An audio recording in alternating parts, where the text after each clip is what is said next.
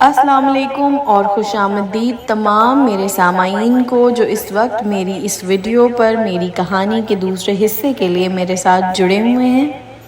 میں آپ سب کو ویلکم کہتی ہوں اور میں چاہتی ہوں کہ آپ سب لوگ مجھے کمنٹس، لائکس اور شیئر کے ذریعے یہ ضرور اس بات کا اندازہ دلائیں کہ یہ ویڈیوز آپ کو اچھی لگ رہی ہیں یا نہیں، کیونکہ آپ کی لائکس، آپ کے شیئر، آپ کے ویوز سے ہی ان ویڈیوز کو موٹیویشن ملے گا، مجھے موٹیویشن ملے گا اور میں مزید اس طرح کی ویڈیوز لے کر آؤں گی، اس سلسلے کو جاری رکھوں گی اور آپ لوگوں کے سامنے پیش ہوتی رہوں گی۔ تو اب بڑھتے ہیں اپنی کہانی کی طرف۔ جیسا کہ آپ سب جانتے ہیں کہ میں نے جو کہانی پچھلے ایپیسوڈ میں شروع کی ہے اس کا نام ہے پرستش، اور آگے بڑھتے ہوئے اب ہم جانیں گے کہ اس کے دوسرے ایپیسوڈ میں کیا ہونے والا ہے۔ تو بڑھتے ہیں کہانی کی طرف، شروع کرتے ہیں۔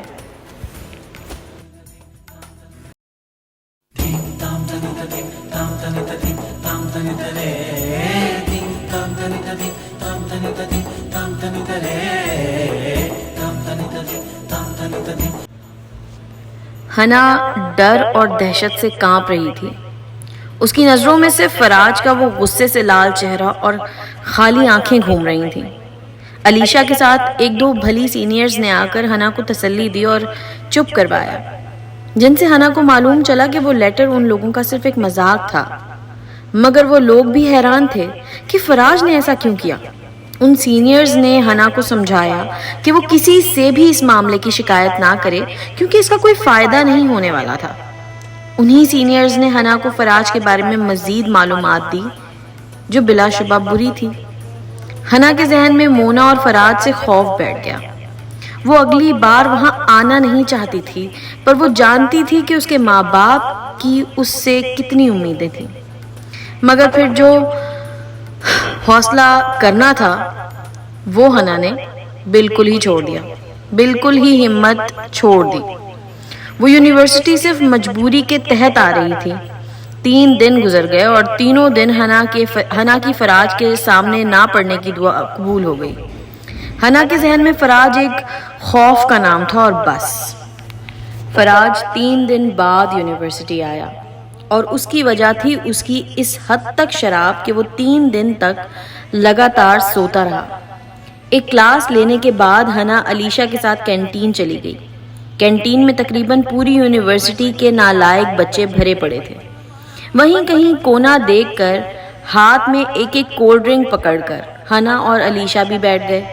ابھی 2 گھونٹ بھی ہنا کے اندر نہیں اترے تھے کہ اچانک اسٹوڈنٹس کا شور ہوا اور دلاور کے ساتھ فراج کینٹین میں داخل ہو گیا، ہوش میں مگر بے حد سنجیدہ۔ فراج کو دیکھتے ہی ہنا کے ہاتھ کانپ اٹھے اور اس کے ہاتھ سے کولڈ ڈرنک چھوٹ کر نیچے گر کر ٹوٹ گئی، اور اسی کے ساتھ فراج کی نظر ہنا پر پڑی۔ فراج کو ہنا یاد بھی نہیں تھی کیونکہ وہ اس دن ہوش میں ہی نہیں تھا۔ فراج چڑھ کر سوالیہ نظروں سے ہنا کو دیکھ رہا تھا، جو کہ موٹے موٹے آنسوؤں سے رو پڑی تھی، اور دلاور پھر سے ہنس پڑا۔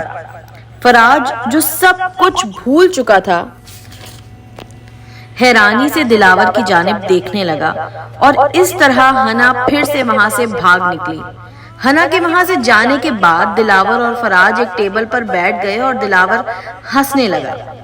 اتنے میں مونا بھی آ گئی۔ اس نے بھی ہنا کو روتے ہوئے بھاگتے ہوئے دیکھا، جس پر وہ بھی خوش نظر آ رہی تھی۔ فراج نے سنجیدگی سے سوال کیا، کیا میں پوچھ سکتا ہوں ایسا کیا لطیفہ سن لیا تم دونوں نے؟ جس پر دلاور اور کھلکھلانے لگا، اور مونا نے فراج کی بات کا جواب دیا، یہ وہی لڑکی ہے فراج جس کی تم نے 4 دن پہلے بھرے مجمع میں بے عزتی کی تھی۔ تم سے اتنا ڈر گئی ہے کہ تمہیں دیکھتے ہی اس نے دوڑ لگا دی۔ یہ بات سن کر فراج کو نہ تو کوئی دکھ ہوا نہ ہی افسوس، وہ سن کر خاموش ہی رہا۔ مگر مونا نے پھر سے گلا کیا، مگر ایک چیز تم نے غلط کی جو مجھے پسند نہیں آئی۔ فراج سر جھکائے اپنے موبائل میں گیم کھیلتا رہا، اور پھر مونا نے بتایا، تمہیں اس کا ہاتھ نہیں پکڑنا چاہیے تھا، اس کی اوقات نہیں تھی۔ مونا فراج کے ہنا کا ہاتھ پکڑنے پر جل بھن رہی تھی۔ مگر فراج جسے کسی کی کوئی غرض نہیں تھی مونا کو نیچا دکھاتے ہوئے بولا، ہاتھ تو میں تیرا بھی پکڑ لیتا ہوں، تو اس کا کیا مطلب ہے؟ تیری اوقات ہے؟ فراج کی بات پر دلاور مونا کا مذاق اڑانے لگا اور مونا منہ بنا کر پیر پٹکتی ہوئی وہاں سے چلی گئی۔ فراج کی نظر میں کسی کی بھی کوئی عزت نہیں تھی، اہمیت نہیں تھی۔ مونا فراج کی ہر اچھی بری بات سن کر بھی اس کے پیچھے سے نہ ہٹتی اور وہ حسب معمول اسے ذلیل کرتا رہتا۔ ہنا ہر اس جگہ سے دور رہنا چاہتی تھی جہاں فراج ہو بھی سکتا تھا۔ وہ روز گھر سے کچھ نہ کچھ یونیورسٹی لے جاتی تاکہ اسے کینٹین جانا ہی نہ پڑے۔ ہنا اپنی کلاس میں اچھی اسٹوڈنٹ گنی جاتی تھی اور اس طرح ہنا اور اس کی کلاس کے لڑکے ہادی کو کلاس ریپرزنٹیٹیو بنا دیا گیا۔ آئے دن کسی نہ کسی مسئلے میں فراج کا نام افواہوں میں رہتا تھا۔ کئی بار ایسا بھی ہوا کہ ہنا فراج کو دیکھتے ہی اس جگہ سے غائب ہو گئی جس کا اندازہ فراج کو بھی ہوتا تھا۔ اس پر کبھی فرق نہیں پڑا اسے۔ دوسری جانب ہنا کی دوستی ہادی سے بڑھتی چلی گئی۔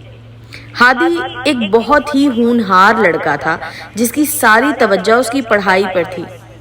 ہنا کی دوستی ہادی سے کافی گہری ہو گئی جس سے ہنا کو معلوم چلا کہ ہادی ایک غریب گھر کا لڑکا تھا اور اپنے ماں باپ کا سب سے بڑا بیٹا اور واحد سہارا تھا۔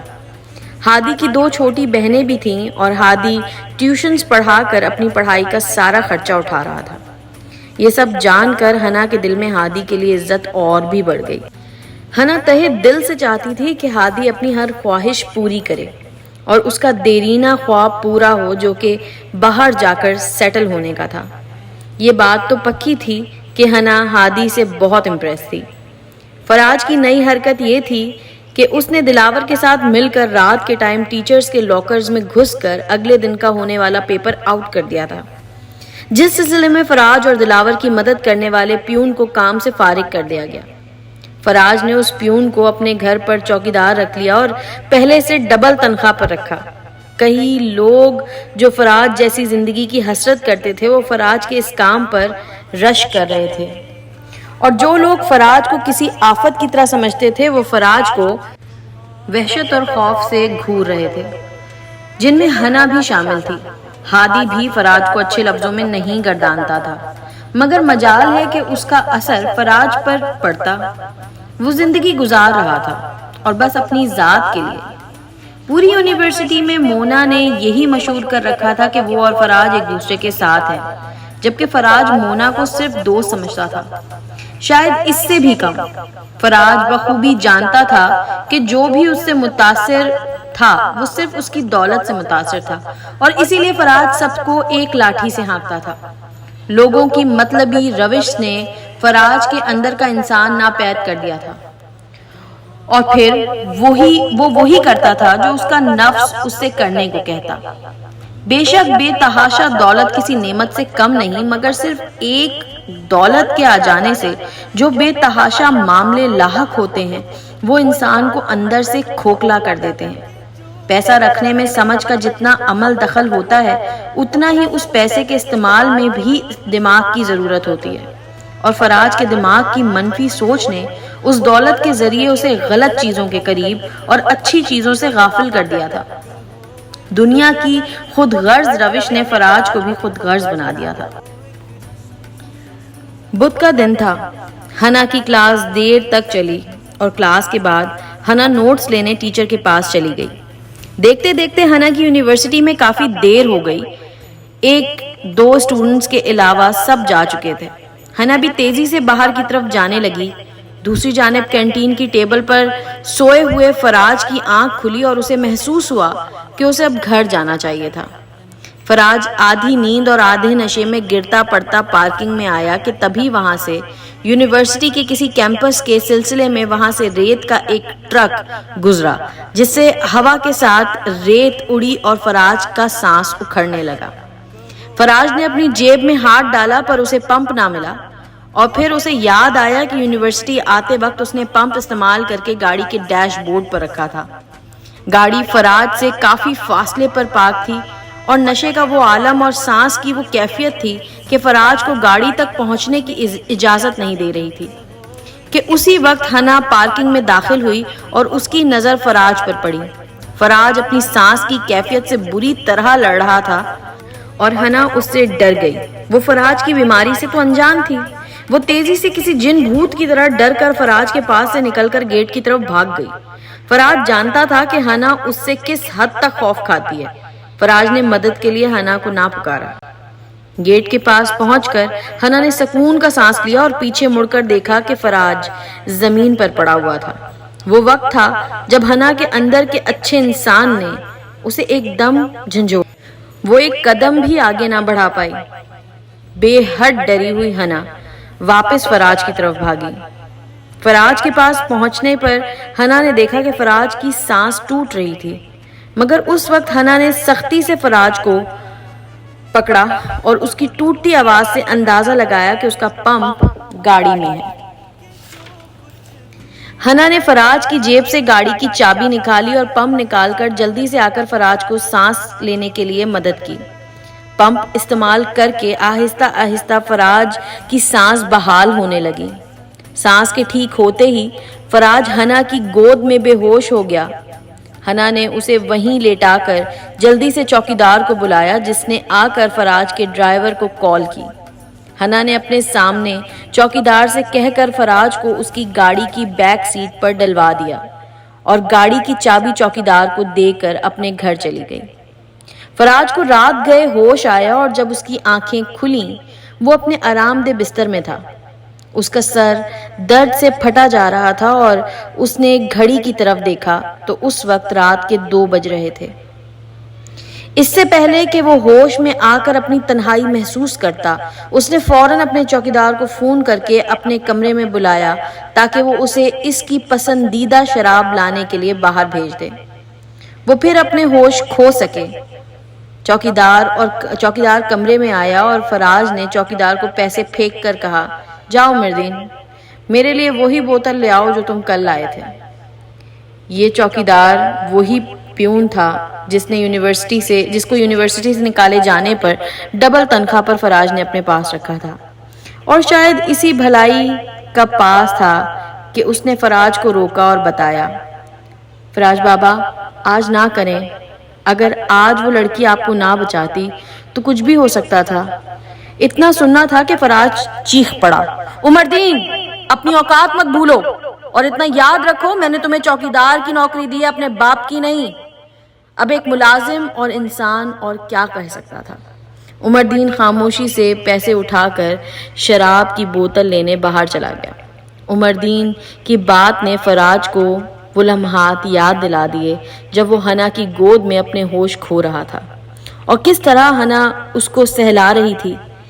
ہنا کے چہرے کا وہ ایک ایک تاثر جو فراج کی فکر میں اس کے چہرے پر تھا، وہ فراج کے وجود کو جھنجھوڑ رہا تھا۔ چاہتی تو وہ اسے چھوڑ بھی سکتی تھی، جتنا وہ اس سے ڈرتی تھی، جتنا فراج کو اندازہ تھا، وہ چاہتی تو وہ اسے فراموش کر سکتی تھی۔ گئے 17 سالوں میں اس کی ماں کے جانے کے بعد جو احساس فراج کو کبھی محسوس نہیں ہوا تھا، وہ اچانک اسے پہلی بار ہنا سے محسوس ہوا۔ دنیا کی محبت کو فریب سمجھنے والا فراج اس احساس سے بھی آنکھ چرانا چاہتا تھا، پر وہ حیران تھا کیونکہ وہ یہ سمجھ نہیں پا رہا تھا کہ اس کے ہنا کے ساتھ اتنا برا کرنے کے بعد بھی ہنا نے اسے کیوں بچایا؟ کیوں؟ جس وقت اس کی سانس ٹوٹ رہی تھی ہنا اتنی پریشان تھی۔ وہ ہنا کے ایسا کرنے میں بھی ہنا کا کوئی مقصد تلاش رہا تھا۔ وہ یہ سوچ کر الجھ رہا تھا کہ وہ لڑکی جو اس سے اتنا ڈرتی تھی وہ اس کے اتنے قریب کیسے آئی۔ فراج بستر پر لیٹ کر کمرے کی چھت کو شک کی نگاہوں سے دیکھ رہا تھا، جیسے اس پر اسے ہنا دکھائی دے رہی ہو۔ اس کا گمان یہی تھا کہ ہنا کے اس کو بچانے کے پیچھے کوئی مقصد تھا اور وہ ضرور اس سے کچھ نہ کچھ صلہ مانگے گی۔ عمردین بوتل لے آیا اور فراج نے اس الجھن اور ان سوچوں سے نکلنے کے لیے پھر بوتل خالی کر ڈالی اور صوفے پہ پڑا پڑا سو گیا۔ صبح ہوئی اور فراج کے تکیے کے نیچے پڑا اس کا فون بجا اور فراج نے نیند میں فون اٹھا کر کان پر لگایا اور فون کی دوسری جانب سے مونا نے اپنا کام سر انجام دیا، روز صبح فراج کو اٹھانے کا کام۔ اس کا ایک لفظ بھی پورا نہ ہوتا کہ فراج اس کا فون کاٹ دیا کرتا۔ تیار ہو کر فراج یونیورسٹی پہنچا۔ وہ حنا کی کسی بھی مانگ کے لیے تیار تھا، کیونکہ وہ کسی کا بھی احسان خود پر نہیں رکھنا چاہتا تھا۔ فراج گاڑی سے نکلنے کے بعد حنا کو چاروں طرف ڈھونڈ رہا تھا، پر فراج کو حنا نظر نہیں آئی، اور یہ بات فراج کو بے چین کر رہی تھی کہ وہ اپنے کیے کا بدلہ کیوں نہیں مانگ رہی ہے، وہ ہے کہاں۔ مگر پورا دن گزرنے کو آ گیا اور کسی نے بھی فراج سے کل کے بارے میں کچھ نہیں کہا، جس سے فراج کو احساس ہوا کہ حنا نے کل کے بارے میں کسی سے بھی کچھ نہیں کہا تھا، اور یہ فراج کے لیے بہت حیران کن تھا۔ اکثر لوگ فراج کے نام کو استعمال کر کے خود کا نام بناتے رہتے تھے، پر فراج کی یہ پریشانی یہ تھی کہ اتنا بڑا کام کر کے بھی، مجھے بچا کر بھی حنا کیوں خاموش ہے۔ وہ فراج پر اپنا احسان جتا سکتی تھی، اسے شرمندہ کر کے اپنا بدلہ لے سکتی تھی، اور پھر آخر وہ کہاں تھی؟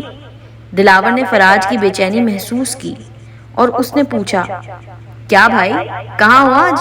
کوئی پریشانی ہے؟ دلاور کے سوال پر فراج کو دل میں محسوس ہوا کہ اب اس کی بے چینی اس کے چہرے پر آ رہی تھی، جو کہ وہ قطعاً نہیں چاہتا تھا۔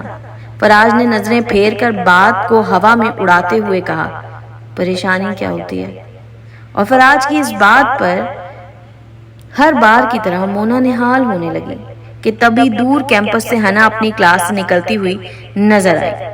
فراج کو امید ہوئی کہ اب وہ آ کر اسے کچھ نہ کچھ ضرور کہے گی، پر علیشا اور ہادی کے ساتھ باتوں میں مگن حنا نے فراج کی طرف دیکھا ہی نہیں اور کینٹین کے پاس سے ہو کر نکل گئی۔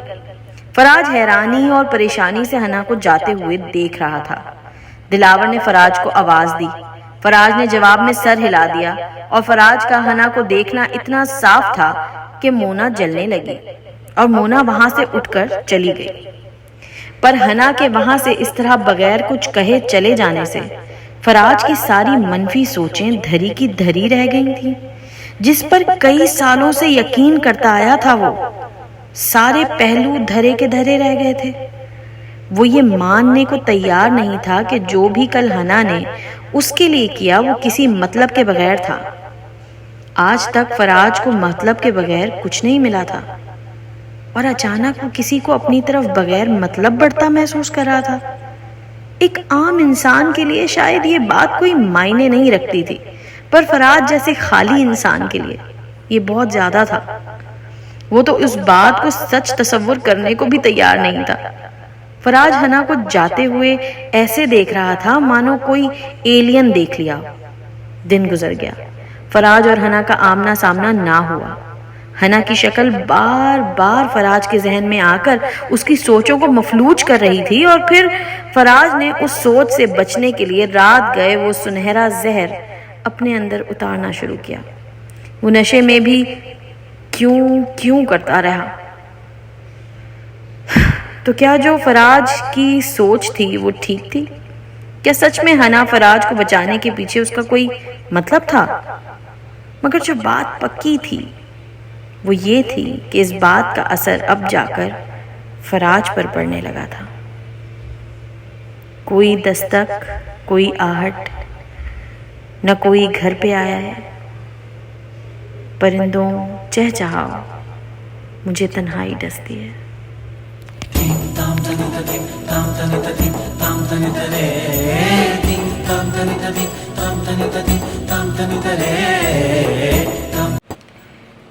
آج کے ایپیسوڈ کے لیے اتنا ہی۔ آج آپ نے جانا کہ دوسرے ایپیسوڈ میں حنا اور فراج کی زندگی کے جو موڑ ہیں وہ کس قسم کے ہیں اور کس طرح کے ہیں۔ آپ نے مجھے اس پر بتانا ضرور ہے کہ آپ کو یہ ایپیسوڈ لگا کس طرح کا۔ آج کے لیے یہیں تک۔ انشاءاللہ تعالی اگلے ایپیسوڈ میں مزید کہانی کے اگلے موڑ کے ساتھ میں آپ سے دوبارہ ملوں گی اپنے اسی چینل پر جس کا نام ہے انکہی کہانیاں۔ اللہ حافظ۔